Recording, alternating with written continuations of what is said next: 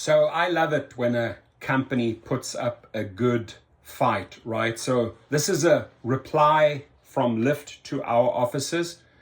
We have paralegals at GigRocket that fire off a lot of wrongful deactivations to Uber and Lyft, right? Because we're just not going to take their BS. Most of the drivers don't know how to handle these deactivations, right? They go to the customer service, which is atrocious, right? They go to support, they go to the hub. Nobody wants to help them. They push them to specialized teams and nothing gets done. So the only way you make these companies hear you and listen to you is you whip them 1,000 times over. So we are just hitting them with case after case after case. But once in a while they fight back, which is good. But this is not the end of this story, right? And I want the drivers to know, only bring us a wrongful deactivation when you really know you've been wronged, right? You got to be very honest about the true and full picture here. Sometimes the company might have a valid reason to deactivate you, but most of the times it comes from a wrongful rider report. So here they say, to whom it may concern, they're writing to our offices. I'm writing in response to the January 23rd, 22 letter, which they got from us at GigRocket, right? Mailed to Lyft regarding that and that driver. We've left him out. So upon review, Mr. So-and-so driver account was deactivated for safety reasons per section 16 of the terms of service, specifically making sexual remarks towards a minor. Towards a minor? Really? Lyft? I thought that you guys and Uber did not allow minors on your platform. So what you're basically essentially saying is you've breached your own terms of service, right? Because you're allowing a minor into this driver's car. Correct me if I'm wrong, right?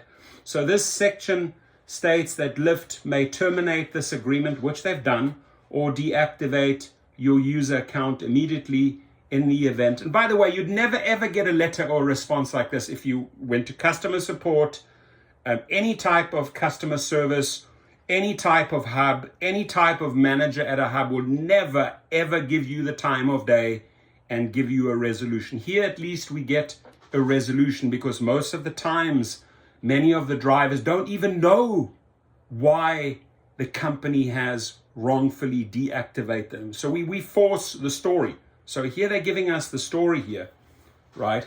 So Lyft has the good faith belief that such an action is necessary to protect the safety of the Lyft community. Now, if you want to protect the safety of the Lyft community, do not let little children get on your platform, right? This little kid got around you, breached your terms of service, maybe through the mother or the father, and is now a liability to you, because we're going to turn the story around, right? This case is not over. This is going to go straight to small claims, where the driver is going to represent himself with his evidence, with the terms of service that specifically states that a minor may not be on the platform. So their argument is null and void, right? You basically terminated, deactivated a driver because you were okay breaching your own terms of service, but yet you point fingers at this driver. Nah, it's not going to fly. Prior to any users accessing and using the Lyft app, a user is presented and consents to the terms outlined in Lyft's terms of service. Mr. So-and-so consented to the terms of service for using the Lyft app, and Mr. So-and-so didn't consent to the fact that you're going to be feeding him minors on his platform. So a minor can say a lot to get a free ride, especially if they want a free ride. Oh, he did this and this and this. You're not supposed to be on this platform, little minor, right? So therefore, Mr. So-and-so's driver account will remain deactivated on the Lyft platform. We shall see. We're not going to give up on this one. We're going to fight. Like I said, my promise to these companies is now moving from one of their top referrers, bringing them thousands and thousands of drivers, making these people $50, $100 million upwards, right? I now have become the biggest recruiting tool for all legal companies, whether it's injuries, deactivations, employment, whatever. I am going to cost these companies so much money, and I am already, and I have already. And going forward, we're going to put this on steroids, right? We're going to hit them every single day with multiple cases filed. The only way these companies will listen, the only way these companies will learn when you hit them in their financials, when you hit their bottom line, when they start seeing that the Rideshare professor and his team of paralegals, versus Jenny Lou, the paralegal at Lyft, we're going to cost you a lot of money. We're going to keep a lot of people like Jenny Liu very, very busy at Lyft and Uber. So this story is not over yet, right? I think we have a very valid argument. I'm not going to out the individuals' names, but what I want to show you is that we fight all the way, right? We give them 10 business days to reinstate that driver. Okay, if they don't want to, they're going to reply, maybe with a letter like this. And they don't reply very often, right? Only when they think they have a strong case, right, do they reply.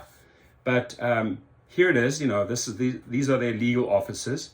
They have responded. They have kept within that 10-day period, right? And they've come with a counter argument. This counter argument is not good enough for my team that I work with, right? So I will keep on recruiting wrongful deactivations, bring them straight to GigRocket. The link is right below, right? And let's fight your case all the way. And if they don't want to listen, I'm going to show you in a separate video, we file, right? We file case after case after case. We just simply don't allow this company to bully us or drivers around.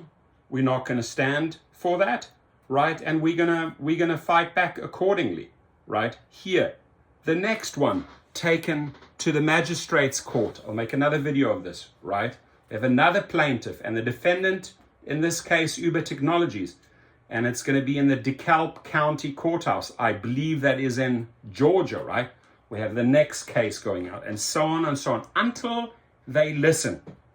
Because Dara Koshashawi, Logan Green, and John Zimmer, I have made you a pledge. I have made you a promise. If you believe you can walk into my life and erase $1 million of referrals that you still owe, right? Just because you're going to do an IPO, just because you think you can change the rules of the game, just because you think you can wipe out grandfathered referrals and hurt my bottom line, I made you a promise. I will cost you 100 times more than what you than what I have claimed from you. So when they start understanding how I operate and how I have instructed my team to whip these guys over and over and over again, I know we're going to win this fight, right? Because the investors are going to say, this is not worth losing millions and millions and millions of dollars over wrongful deactivations. Set up a team, listen to the stories, get the drivers back on the road. Train up your customer service, right? Investors, you need to tell these companies to train up their customer service, train up their support, maybe introduce a 1-800 number that deals with wrongful deactivations. But to turn around and each and every single time just to back a false rider report, right?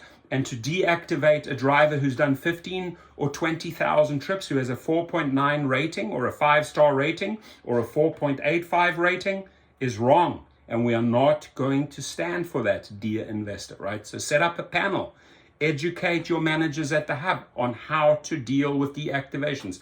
Their attitude is, nope, we're not going to see it. We're not going to hear it. We're not going to talk about it. We will talk about it. We will make you see it. We will make you hear it, because we have a large, powerful platform on social media. So it's best that you interact with us. It's best that you set up a panel and find some resolutions, and don't pretend, and that these terminations will go away. And don't pretend that what the rider always tells you is right. And don't pretend that there's a specialized team in your company that'll handle this. No, we will force you to handle it. And if you do not cooperate, this is the only language they understand, right? When you hit them in their wallet, when you go in there, right, and you say, you know what, today I'm gonna take money out of Uber and Lyft's wallet, a lot of money, right? Because they have to pay people like Ginny Lou. They have to, they have to maybe show up in small claims court if they don't want to listen. So we're gonna lash them. That reminds me, I love what Dustin has, that fly swatter. I think I really need to, what do you guys think? Please leave your comments below. I think I need to buy a real horse whip, right? A real horse whip, the one you just like, you whack the horse on the back so it takes off. I'm just gonna go on Amazon right now and order a horse whip. And in a few days' time, you're gonna see we are gonna smack them, and we are gonna smack their little bottoms until they start listening. Have a good day. And by the way, if the company has wrongfully deactivated you, go to the link below. We will brawl. We will fight for you. Have a good day.